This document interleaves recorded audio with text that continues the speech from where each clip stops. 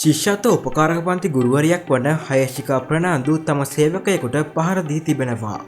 මෙසේ පහර කෑමට ලක්ව ඇත්තේ ඇයගේ දුරකථන සහ ස්ටූඩියෝ ක්‍රියාකරු වන 21 හැවිරිදි රිතික් ක්‍රිෂාල් නම් තරුණයෙක්.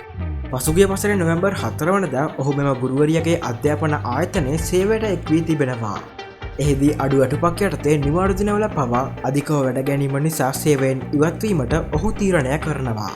ඒ අනුව එළඹෙළමයි 30 වනදා සේවයෙන් ඉවත්වන බව පවසමින් ඔහු අප්‍රේල් 21 වනදා ලිපියක් බාර දී තිබෙනවා. එහිදී හයශිකා ක්‍රිෂාල් සේවයෙන් ඉවත්වන බැවින් ඔහුගේ වැඩ දුලක්ෂි චාරුණී නම් තරුණියකට පුහුණු කරන මෙන් ඉල්ලා සිටිනවා. මේ අතරතුර ක්‍රිෂාල්ගේ සහෝදරියක් විසින් හයශිකා සම්බන්ධ පෝස්ටුවකට තම සහෝදරයාට සිදුවන අසාධාරණයක් කමෙන්ට් කර තිබුණා.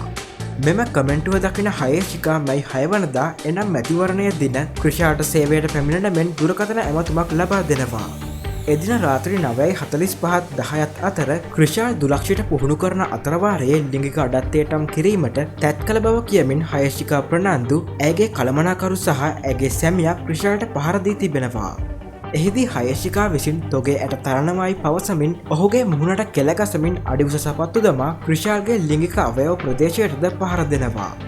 එසේම ඇය කළමනාකරු සහ සැමියා සමග ක්‍රිෂාල්ට අතින්ද පහර එල්ල කරමින් ලිංගික අඩත්තියටම් කළ බවට පවසමින් වීඩියෝවක් ලබා ගැනීමටද උත්සාහ දරා තිබුණා. මෙසේ ඔහුට අමානුෂික ලෙස පහර දී තිබුණේ හයශිකාට අයත් ක්වීන්ස් අධ්‍යාපන ආයතනයේ කාමරයක් තුල සිර කරගෙන. එහිදී ඔහුට පහර දෙමින් උඹේ අක්කා කළ දෙයට උඹෙන් පලිගත්තා ලෙසද පවසා තිබෙනවා. ඉන්පසුව නිවසියන්ට දුරකථන ඇමතුමක් ගෙන ක්වීන්ස් ආයතනයට ගෙන්වා ගන්නා ලෙස ඔවුන් ක්‍රිෂාල්ට බල කරනවා. එහිදී හයශිකා කරන්න දෙයක් නැහැ, අක්කා කළ වරදේ පලිය මල්ලිගෙන් ගත්තා කියා නිවසියන්ට පවසනවා.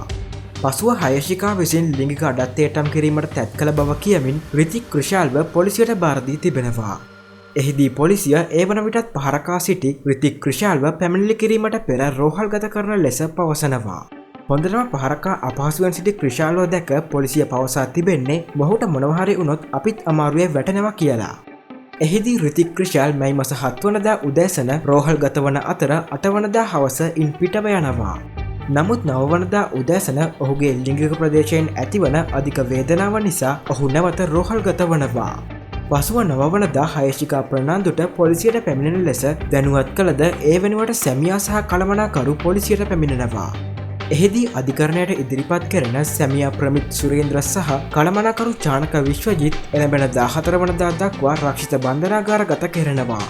එසේම එළඹෙන මැයි 14 වනදා හයශිකා ප්‍රනාන්දු හටද අධිකරණයට ඉදිරිපත් වන ලෙසට නියෝග කර තිබෙනවා. පහරකෑමට ලක් වූ රිතික් ක්‍රිෂාල් ලිංගික ප්‍රදේශයේ තැලුම් සහ තුවාල සහිතව අසාධ්‍යව ප්‍රතිකාර ලබනවා. මෙහි නවතම තොරතුරු ඉදිරියටත් රැගෙන ඒමට අප සූදානම්. සබස්ක්‍රයිබ් කර රැඳී සිටින්න අප සමග.